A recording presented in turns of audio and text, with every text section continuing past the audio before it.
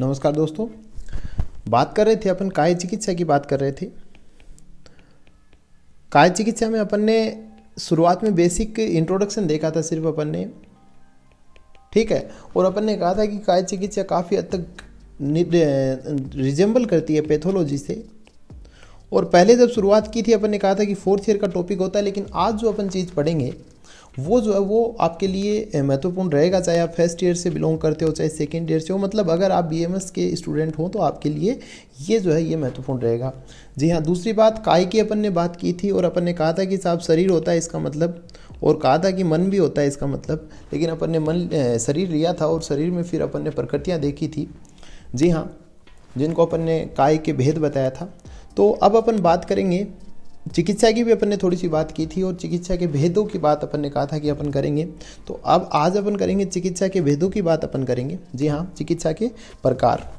जी हाँ, तो सबसे पहले अपन देखते हैं चिकित्सा के प्रकारों की अगर अपन बात करें तो किस प्रकार से होते हैं। जैसे कि एकविध चिकित्सा, जैसे कि एक प्रकार से चिकित्सा की जाए, होने को तो बहुत सारे होते हैं लेकिन अपन जो बहुत इंपॉर्टेंट जिसको अपन कहें तो वो बातें अपन करेंगे। जी हाँ, एकविध की बात करें तो एकविध में यही आता है कि साहब जैसे निदान परिवर्जन होता है उसको बोलते हैं एकविध चिकित्सा। इसकी बात अपन अभी आगे करेंगे। द्विविध चिकित्सा जैसे अपन बात करेंगे, अपने को किसी की चिकित्सा करनी है तो या तो उसकी अपन लंघन चिकित्सा कर दें या फिर ब्रहण चिकित्सा करें, ठीक है, या फिर अपन कहें कि साहब संतर्पण और अपतर्पण करें, तो ये हो गई द्विविध चिकित्सा। जी हाँ, तो ये सब आप जानते हो पहले भी। जी हाँ, त्रिविध चिकित्सा की बात करें तो अपन कहें देव व्यापश्रीय अपन ने बात की थी, युक्ति व्यापश्रीय होता है और फिर एक सत्व आवजय होता है। जी हाँ, तो ये अपन ने त्रिविध चिकित्सा की बात की। इसके बाद चतुर्विध चिकित्सा इसी प्रकार से अपन बात करेंगे, पंचविध की बात करेंगे, षड्विध की भी इसी प्रकार अपन बात करेंगे, सप्तविध की करेंगे, अष्टविध भी होती है उसकी बात अपन यहाँ नहीं करेंगे, 10विध की करेंगे और अष्टादश प्रकार से जो उपचारात्मक चिकित्सा होती है आचार्य चरक ने बताया है उसके बारे में भी अपन बात करेंगे। जी हाँ, जी हाँ, तो सबसे पहले अपन देखते हैं एकविध चिकित्सा की बात अपन करेंगे। जी हाँ, एकविध चिकित्सा में क्या अपन ने बताया कि एक प्रकार होगा इसका, बिल्कुल। तो एक प्रकार क्या होगा साहब, निदान परिवर्जन होगा। जी हाँ, निदान परिवर्जन मतलब होता है कि जो निदान होते हैं, निदान क्या होते हैं जिनकी वजह से रोगों की क्या होती है, उत्पत्ति होती है, रोग उत्पन्न हुआ हो जिससे उनका क्या करना, उनको त्याग करना, ठीक है। जैसे मान लीजिएगा फॉर एग्जांपल आपको क्या हो गया, आपको कोल्ड हो गया या फिर अपन कहे जुकाम हो गया और आपने क्या किया, आप निदान जो है जिनके कारण होता है, मान लीजिए आप ठंडा पानी मान के चलिएगा, ठंडा पानी या फिर ठंडी कोई भी चीज़, उससे आप क्या कर रहे हैं, परहेज कर रहे हैं, दूर हो रहे हैं। जी हाँ, तो वो क्या हो गया, वो सब निदान परिवर्जन हो गया, ठीक है। तो ये भी अपने आप में एक चिकित्सा होती है कि कुछ दिनों तक अगर आप निदानों से दूर रहोगे तो आप अपने आप जो है वो मुक्त हो जाओगे या फिर आपको वो रोग होगा ही नहीं। जी हाँ, तो इसको दूसरी लैंग्वेज में अपन कहें कि रोगानुसार क्या किस चीज़ का सेवन करना, पथ्य का सेवन करना, ठीक है। दूसरे शब्दों में बात करें तो रोगानुसार पथ्यों का सेवन करना, ये भी क्या हो गया। अब इसमें कोई अपन ट्रीटमेंट नहीं ले रहे हैं, कोई औषधि नहीं कर रहे हैं, सिर्फ जो पथ्य हैं उनका अपन सेवन कर रहे हैं। जी हाँ, तो ये बात होगी एकविध चिकित्सा के अंदर। इसके बाद अपन बात करेंगे द्विविध चिकित्सा की बात करेंगे। द्विविध चिकित्सा में अपन देखेंगे कि दो के ग्रुप बनाए रहते हैं कि साहब जैसे शीत उष्ण हो गया, संतर्पण अपतर्पण हो गया, शोधन समन हो गया, ऊर्जस्कर रोगघन हो गया, द्रव्यभूत अद्रव्यभूत हो गया। तो आपने पहले भी द्विविध चिकित्सा के बारे में आपने देख लिया होगा, चरक संहिता में बताया गया है। जी हाँ, तो अब अपन एक एक करके बात करेंगे अपन। जी हाँ, तो सबसे पहले अपन देखें शीत व उष्ण चिकित्सा की अपन बात करें, शीत व उष्ण चिकित्सा की, तो इसमें है कि उष्णता जनित अगर कारण है रोग को उत्पन्न करने में तो उसमें क्या होगा, उसमें साहब शीत उपचार होगा, तथा शीत जन्य कारणों से उत्पन्न रोगों में क्या होगा, उष्ण उपचार होगा। तो अपन जनरली समझते हैं, मान लीजिएगा आपको जुकाम वगैरह या फिर अपन कहें कॉमन कोल्ड हो रखा है तो उसमें आपने क्या लिया साहब, आपने अगर आयुर्वेदिक ट्रीटमेंट की बात करें तो आपने काली मिर्च अगर आपने ली है तो अपन समझते हैं कि काली मिर्च क्या हो गया, ये उष्णता का ट्रीटमेंट अपन समझते हैं कि ये उष्ण गुण वाली हो गई, ठीक है। तो ये हो गया क्यों, क्योंकि ये शीत गुण से क्या हुई थी, उत्पन्न हुआ था रोग अपने। जी हाँ, उसी प्रकार जैसे अपने कहीं इन्फ्लामेशन वगैरह रहता है, इन्फ्लामेशन रहता है, दाह होती है ना, पेनफुल स्वेलिंग जिसको अपन बोलते हैं, तो उसमें अपन आइस वगैरह लगाते, कहने का मतलब उसमें अपन कोल्ड ट्रीटमेंट देते हैं, ठीक है। तो ये जो है इसको बोलते हैं शीत व उष्ण चिकित्सा, ठीक है। जी हाँ, आगे अपन बात करेंगे दूसरे द्विविध भेद की। तो संतर्पण व अपतर्पण चिकित्सा, जी हाँ, संतर्पण और अपतर्पण अपन अच्छे से अपने चैप्टर आता है एक अलग से। जी हाँ, तो संतर्पण की अगर बात करें अपन तो इसका मतलब अपने का बोलते हैं कि ब्रहण चिकित्सा। ठीक है, ब्रहण चिकित्सा मतलब कि कहीं ना कहीं क्या होता है, कृष पुरुष होता है, कृष पुरुषों की पुष्टिकारक औषध व आहार द्रव्यों से ब्रहण चिकित्सा करना। कहने का मतलब अगर कोई कमजोर पुरुष है, ठीक है, दुर्बलता है, तो उस केस में अपन क्या कर रहे हैं साहब, उस केस में अपन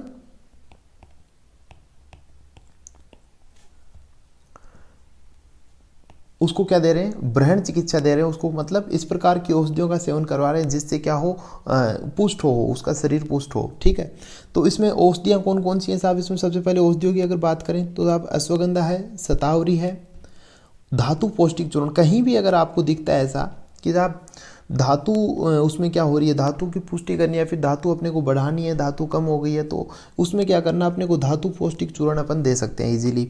जैसे मान लीजिएगा यहाँ पे अपन बात कर रहे हैं कि कृष हो चुका है, कृष हो चुका है, धातु क्षय हुआ है, तो अपन ने उसको क्या किया, धातु पौष्टिक चूर्ण दे दिया, बिल्कुल सही है।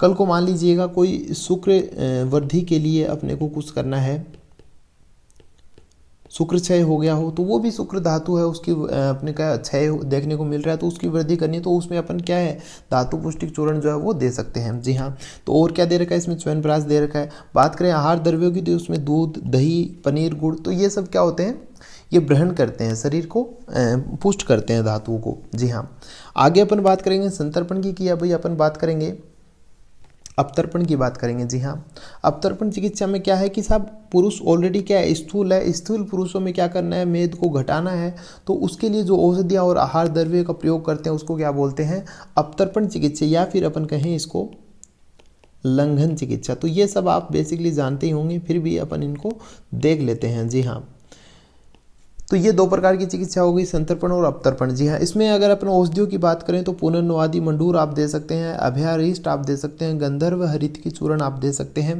साहब इसमें ये औषधियाँ कौन कौन से गुणों वाली होती हैं, इसमें दो प्रकार के गुण होते हैं। एक तो साहब क्या होती है, स्रोतो शुद्धि करती हैं औषधियाँ। ठीक है, क्यों, क्योंकि साहब अपन ने कहा कि मेदव, ठीक है, मेदव जो स्रोतस है, मेदो व स्रोतस क्या हो रहा है, वृद्धि हो रही है, कहीं ना कहीं वृद्धि हो रही है, इसका मतलब क्या हो रहा है, दुष्टि हो रही है, दुष्टि हो रही है, इसका मतलब उसको क्या जरूरत है, शुद्धिकरण की आवश्यकता है। तो औषधियाँ क्या करती हैं, स्रोतों शुद्धि करती हैं। दूसरा क्या है साहब, मेदोहर है, तो मेद का हरण करेंगे तभी क्या होगा, स्थूल पुरुष जो है वो सामान्य पुरुष बनेगा। जी हाँ, कहीं ना कहीं उसकी धातु क्षय होगा और वो नॉर्मल अपनी परिस्थिति में आएगा। जी हाँ, अगर बात करें अपन लंघन की ही बात कर रहे हैं, अपतर्पण की बात कर रहे हैं, तो आहार द्रव्यों में तो अपने को कुछ लेना ही नहीं है। जैसे कि फिर भी अपन देखें तो लस्सी, शहद, जल, ये सब सुबह सुबह अपन नींबू वगैरह वो देखते हैं, अपन जनरली लेते रहते हैं। जी हाँ, इसके आगे अपन बात करेंगे, तीसरा पॉइंट है अपना शोधन और समन चिकित्सा। जी बिल्कुल, शोधन और समन चिकित्सा में अपन सबसे पहले अगर शोधन की बात करें तो अपन समझते हैं कि पंचकर्म अपन देखते हैं। ठीक है, पंचकर्म अपन देखते हैं, पंचकर्म के अंदर अपन शोधन ही करते हैं पूरे सब्जेक्ट में, मान लो, या फिर पूरे कर्म में देखें अपन, तो जब दोष अधिक मात्रा में कुपित होते हैं तो उन्हें पंचकर्म द्वारा क्या किया जाता है, शरीर से बाहर निकाल दिया जाता है।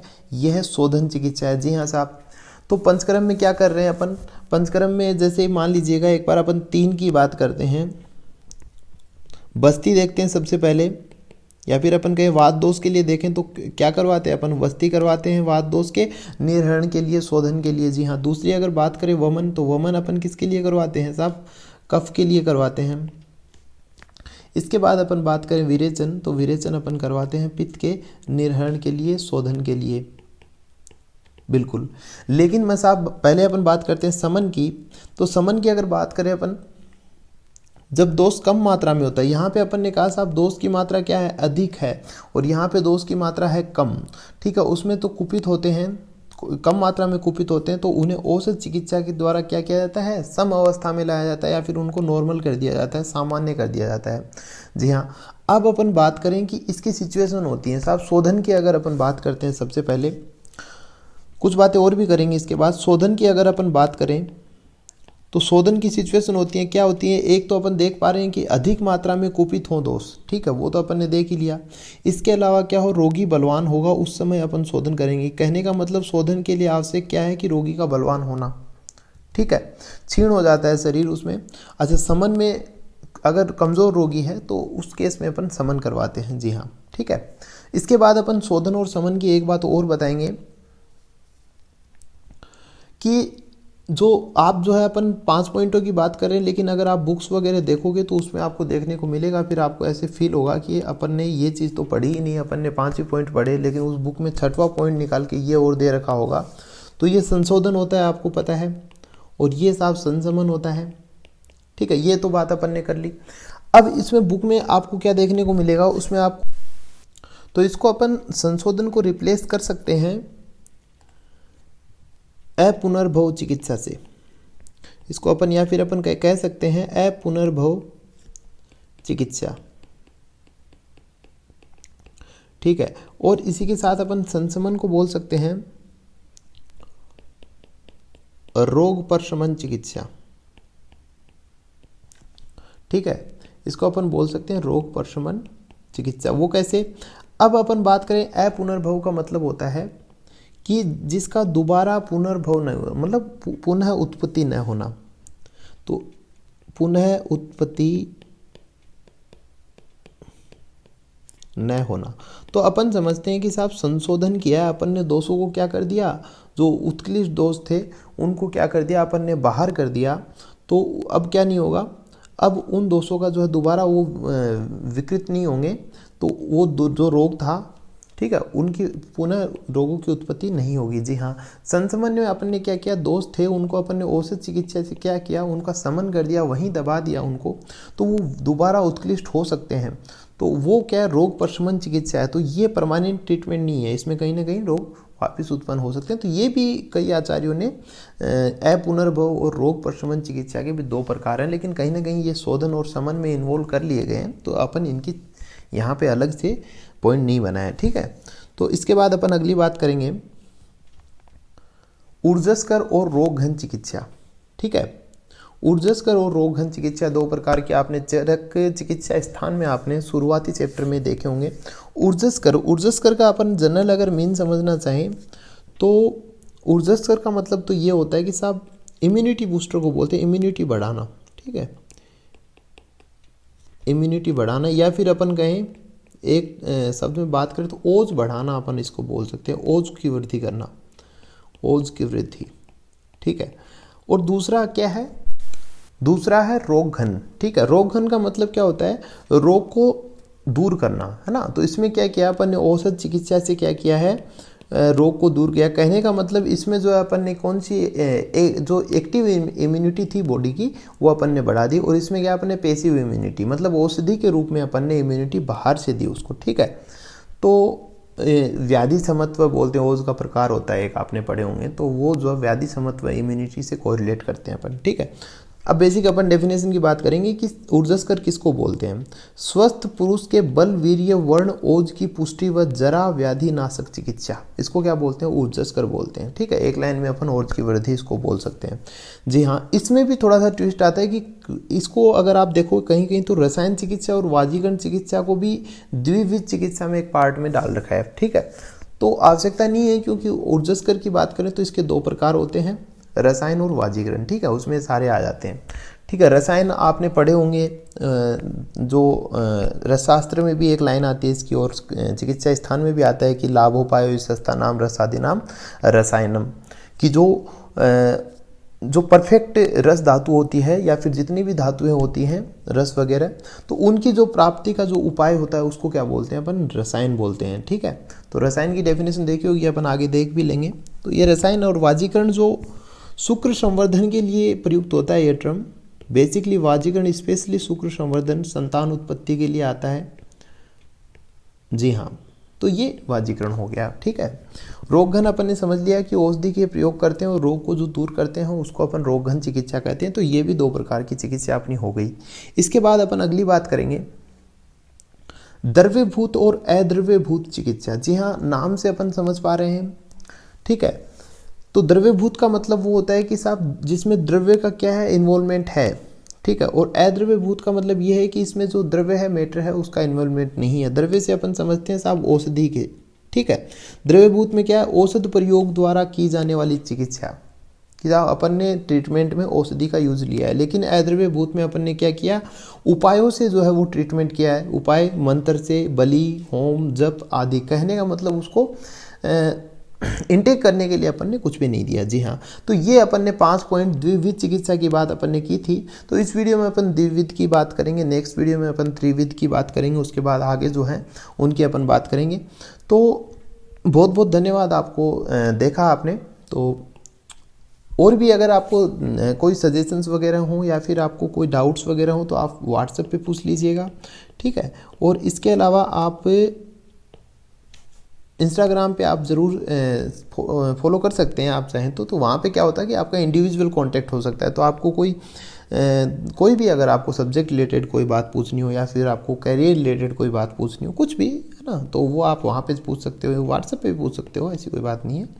और सब्सक्राइब आप कर सकते हो। और कहीं ना कहीं आप कोशिश करें कि आप अपने कॉलेज के और जो विद्यार्थी हैं उनको आप शेयर करेंगे तो काफ़ी अच्छा लगेगा मुझे भी, और थोड़ा आप जुड़ सकते हैं आप, है ना। बहुत बहुत धन्यवाद।